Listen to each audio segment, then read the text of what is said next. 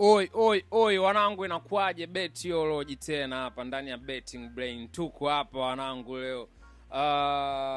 Leo ilitakiwa niwe na Bugali bana, karusha stimu, imeshindikana mpaka saizi, naona atachelewa. Alafu ukizingatia pia kesho ni weekend, maniga hatuna muda. Kwa hiyo nawaahidi next time Bugali kama itawezekana udrop hapa. Mnajua Bugali alisha kuaga ni producer, alafu baadaye tena sisi tukamjua kwenye ukamaria. Kwa hiyo nilikuwa natamani sana tupige naye mastori leo, atupe mastori mobu sana. Kipindi fulani yule alikuwepo anampaka na app hizi za kutengeneza sleep, yani like tulikuwa tunatengeneza sleep, alafu yeye alitengeneza app ambayo ina supply hizo sleep.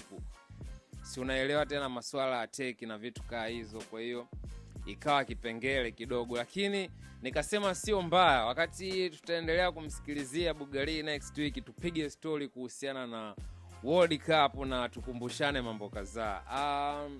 Mimi wanangu, issue iko hivi, yani staili ambao naendaga nao kwenye misimu yote nataka niende nao pia na kwenye World Cup. Washikaji zangu wanaelewa kwamba mimi kwa mwaka huwa na deposit mara moja tu,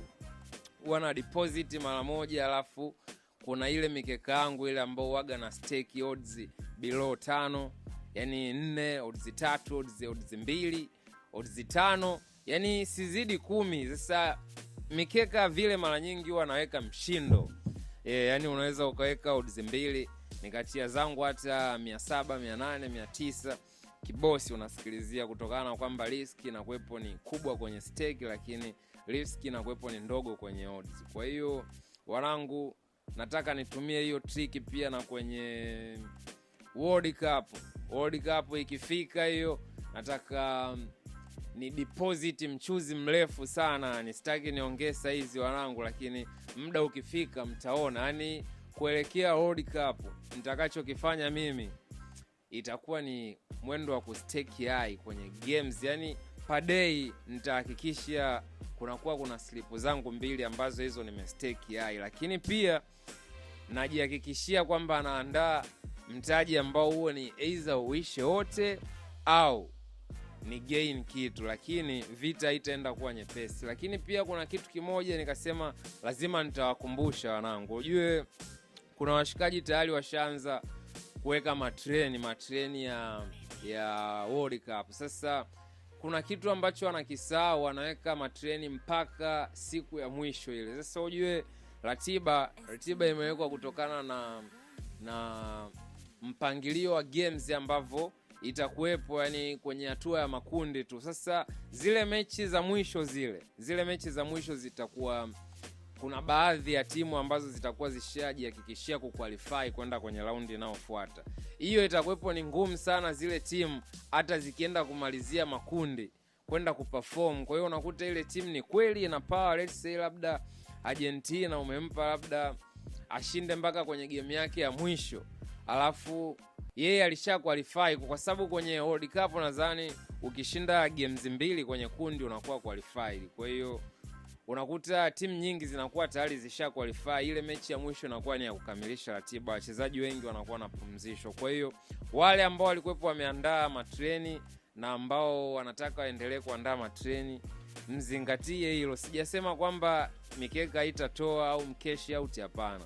Nimesema tu mzingatie mpangilio wa games. Yani ni kweli kuna timu ambazo ni kubwa, baadaye zisije zikazingua tukaanza kulaumiana utapeli, kumbe hapana. Ni kwamba tunakuwa tumeweka games bila kuangalia ratiba. Yani hakikisha kama unaandaa long shot, kwa sio jua maana ya long shot maana yake ni treni ambalo linakuwepo ni la siku nyingi. Yani let's say treni linaweza likaanza Jumatatu au labda mwezi huu mpaka mwezi ujao. Kwa hiyo hizo ndo tunaita long shot. Kwa hiyo unapokuwa unatengeneza long shot, hakikisha unajua kabisa kwamba hii game itakavyokuwa inachezwa washikaji watakuwa kwenye hali gani. Je, kama watakuwa kwenye title race, maana yake bado watakuwepo kwenye move ambazo zitakuwepo ni za, yani watakuwepo kwenye ule wakati ambao wanahitaji bado first 11 kukiwasha. Ujue wachezaji wale ambao wako first 11 kama Argentina au England au timu yoyote ile kubwa hizi, kama kuna timu ambazo zitakuwa zimesha qualify kwenda next stage, kuna wale wachezaji wao ambao ni key players hawawezi kuwachezesha. Kwa hiyo wanangu, lazima uangalie ratiba imekaa vipi. Ratiba inaonyesha kwamba huyu atakapocheza game hii atakuwa kwenye wakati gani. Lakini pia kuhusu swala hilo la mtaji, wanangu ambao labda wameshaanza betting kuanzia miezi 6, sijui niseme, au mwaka mmoja. Okay, tufanye mwaka mmoja na kurudi nyuma. Au wana uwezo wa kupimanisha size. Kama mwanangu betting unaona umejaribu kwa way kibao, imeshindikana, imeleta mieyusho. No way mwanangu, jaribu utafute solution utafute solution ya kuendelea kucheza betting kila day ili kiwake. Au kama sio hivyo, basi upumzike, utafute harakati nyingine. Lakini uwezi ukafanya betting kwa hasara, otherwise labda kama unafanya for fun. Lakini mimi always nakuwa na stay true wanangu, kwa kuambia ukweli kwamba betting usifanye for fun. Yani mchezo wote ambao unaingiza hela uwezi kuufanya for fun. Yani kitu chochote ambacho kinakumalizia hela yako hakiwezi kuwa for fun kama akileti hela au akileti furaha.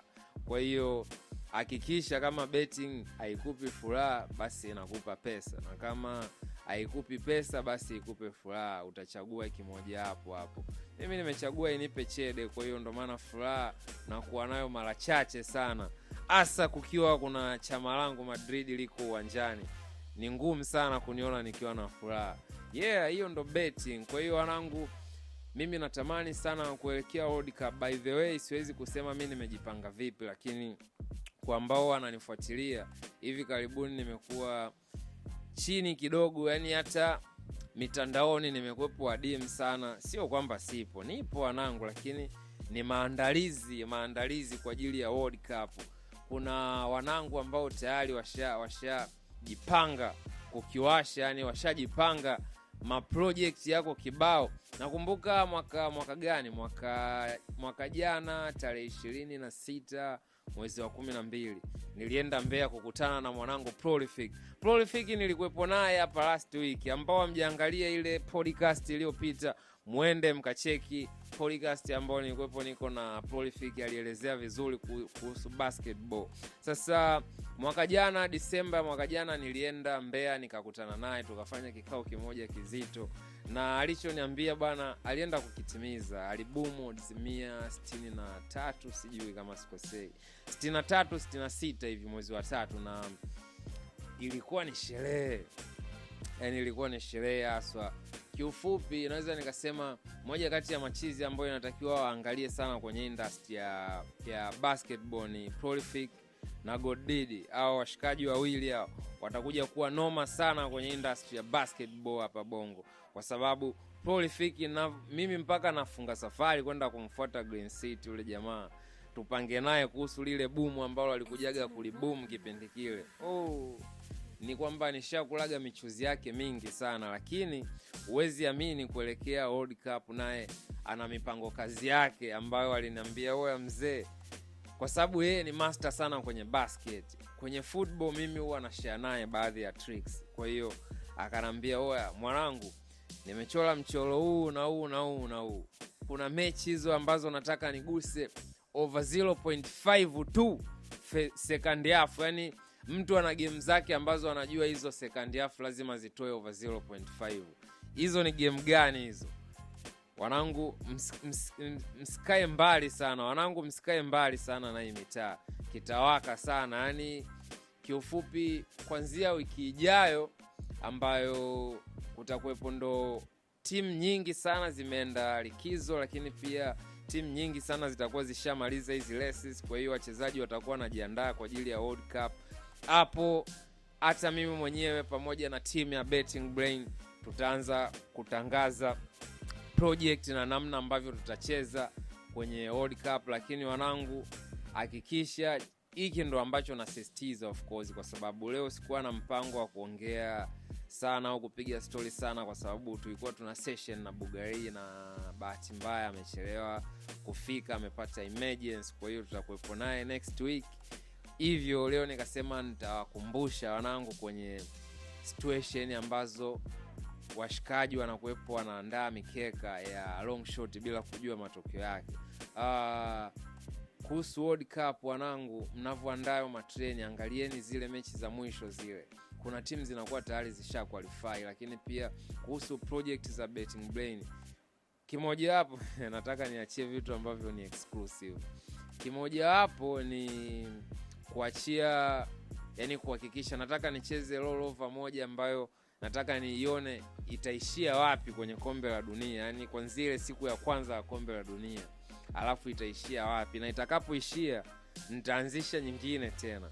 Alafu zikifika kama 3 hivi, yani kwenye 3 najua kuna moja ambao itafika mazima au mbili zinaweza zikadondoka ikafika moja, kwa sababu najua kufikisha mpaka day ya mwisho rollover sio kitu simple, kwa sababu unakuwa unazika hela ambayo ushaipata tayari na faida, lakini wewe unaenda kuizika yote ili upate faida zaidi. Kwa hiyo I think zikifika hata round 2 tu inatosha. Kwa hiyo kutakuwepo kuna rollover, lakini pia treni langu mimi kama mimi ambalo nitaliandaa kwa sababu ya kwa ajili ya World Cup sijaliachia, lakini pia project ya mimi na Sativa kuna slipu zetu special zitakuwepo bado. Hizo hatuja announce zitakuaje, lakini hizo zote ni silaha za kwenda kumwadhibu jamaa kwenye kombe la dunia.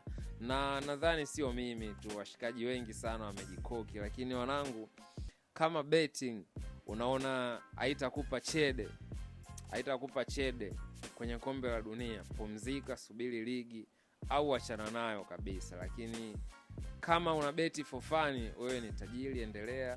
Lakini kama una uhakika Kanjibai kuna hela zako ambazo alipiga na unataka ukamnyoshee ufanye comeback nzito, mwanangu, tuliza akili, tuliza tamaa, alafu weka consistency hali ya juu. Kama utajiwekea kwenye kombe la dunia itatakiwa upate 20 au 30 au 40 per day, hakikisha mwanangu ukishaipata hiyo una seto. No papala, yani hakikisha una seto ukishaupata huo mchele. Na kama ulijiwekea labda utabeti matreni ambayo stake yake haitazidi labda 10,000, 20,000, hakikisha unacheza humo. Ukimwona Taivina ka stake 700, 800, umemwona nani ka stake 3 milioni 6, milioni 10, au ni wao, achana nao, jali safari yako.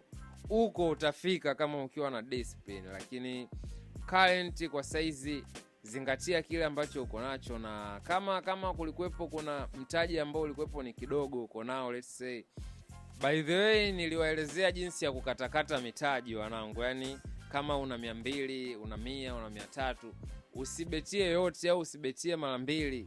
Make sure ili uwe na consistency, kwa sababu ni easy kulosti mara 2 lakini sio easy kulosti mara 4, mara 5. Kwa hiyo ukipunguza tamaa mwanangu, kombe la dunia kama umeweka labda 50 lako pembeni kwa siku, labda ufukuzie 10 peke yake, ukatuliza akili, hakikisha odds hazivuki 4. Odds zisivuke 4. Ukipiga 2, ukipiga 3, hapo unakuepo umeua, na consistency ya mchele itaonekana tu. Kwa hiyo wiki ijayo nataka ni fix kabisa na hata account yangu, kwa sababu saizi account yangu mimi imepigwa limit. Kusteki ni mwisho 400, zingine mwisho 300, zingine mwisho 500. Yani inategemea na slip. Kuna zile slip ambazo nakuwa nimenyosha kabisa, nasema hii ni hela, wananipiga limit, labda nataka niweke M2, M1, wananipiga limit labda 300. So hela beti ndo mzigo utawangukia nyie, na hizi siku 2-3 hizi I can bet nitafika ofisini kwenu hapo wanangu, nione shida ipi, kwa sababu hela beti ni familia. Hawa washikaji hawa bana, many times tumekuwa tukiwashona, hata kama malipo yatadelay, hata kama ni kwa siku au kwa lisaa, lakini lazima watalipa tu. Mimi naheshimu sana kampuni ambalo mnaweza mkalipiga labda milioni 60, milioni 70 na kikundi cha machizi kadhaa na wote mkapata hela on time. Naheshimu hilo sana. Na so wanangu, I can bet wiki ijayo itakuwa noma sana na tutaongelea vingi. Leo hatakuwa na session ambayo iko well organized, kwa hiyo ni kama tumepiga tu story na wanangu hapa kwa sababu ya maandalizi ya World Cup. Tunaona games zinaendelea. By the way, tarehe 30 ya mwezi wa 5 ni final ya UEFA. Nitatoa challenge ya sijui niweke shingapi. Anyway, nitaangalia, inaweza ikawa 500, inaweza ikawa M2, lakini kwenye UEFA ya PSG lazima nifanye giveaway kwa wanangu kama ninavyofanya, lakini pia wiki ijayo pia tutafanya mchakato pia na washikaji zetu wa YouTube, kwa hiyo wanaweza kupata giveaway on time, kwa sababu watu ambao wako kwenye channel WhatsApp ndo ambao wanapata giveaway ya bonus kwenye slipu zao na sometime kwenye namba za simu. Lakini nimeona YouTube pia nako kuna wanangu ambao hawapo kwenye hiyo WhatsApp channel, nao ni wanangu, inatakiwa apate mgao kama wengine ambao wanapata mgao. Shout out kwa kila mtu, shout out kwa wanetu wote ambao mna support. Nakutana na nyie mara nyingi hapo chini kuna namba hiyo hapo, i-text, andika tu neno betting WhatsApp, itakupeleka kwenye chimbo la Betting Brain ambalo ni channel. Lakini pia Instagram pale iko page ya Betting Brain, unaweza ukawacheki pale, wanakuwa wanakudondoshea updates zote ambazo zinahusu betting. Lakini mimi natumia Tyvina Instagram, X natumia The Real Tyvina, Facebook pia natumia Tyvina James. Kwa hiyo wanangu, tusomane mitaa hiyo, tukutane machimbo. Lakini pia kama una swali lolote lile, una ushauri, dondosha chini kwenye comment hapa, kisha tutasomana. Oi!